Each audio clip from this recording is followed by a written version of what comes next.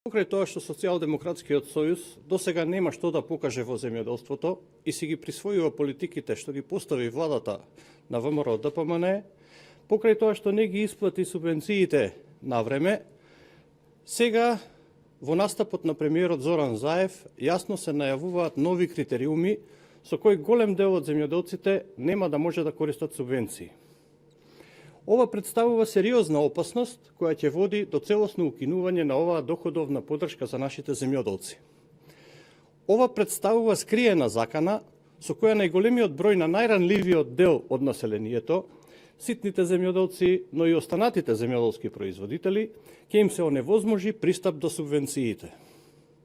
Да се доделуваат субвенции само на оние кои ќе го зголемуваат производството во наредната година за 10%, е или незнаење или намера. Ако е незнаење, накратко да изнесеме неколку причини зошто не може да се спроведува ваквиот критериум. Прво, земјоделството е област во која резултатите се под силно влијание на природните услови за производство. Почвено климатските услови, биолошкиот карактер на самото производство, така што најголем дел од истите не може да се контролираат и не зависат од земјоделците.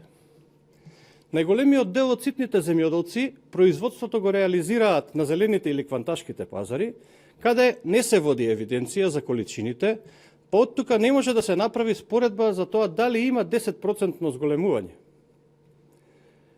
Земјоделците секоја година поставуваат нова сеидбена структура, водејќи сметка за плодоредот, со што поедини култури по години ротираат и не се наоѓаат во структурата како претходната година. Како ќе се мери зголемувањето? Во одредени подсектори, кај повеќегодишните насади, производството зависи од староста на насадот, кој со текот на годините се намалува продуктивноста. Според најавите, овие производителите на грозје, на овоше, производителите на фуражни култури, ќе останат без субвенции. Со вакви критериуми, сточарите ќе бидат најпогодени, односно скоро сите ќе бидат исклучени од субвенционирањето. Причина е што зголемувањето на продуктивноста во сточарството за 10% за само една година е просто невозможно.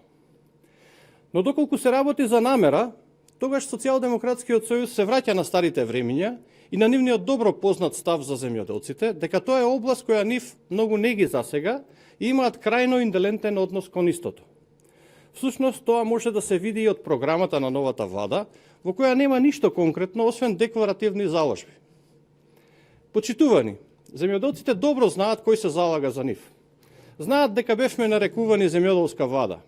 Ние не се срамиме од ова, туку напротив продолжуваме посветено да бидеме со земјоделците и да следиме и да реагираме на ваквите најави кои ќе значат дефинитивно крај за силните поддршки кои ВМРО ДПМН им ги обезбеди на земјоделците.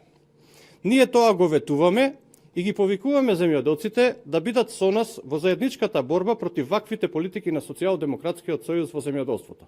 Благодарам.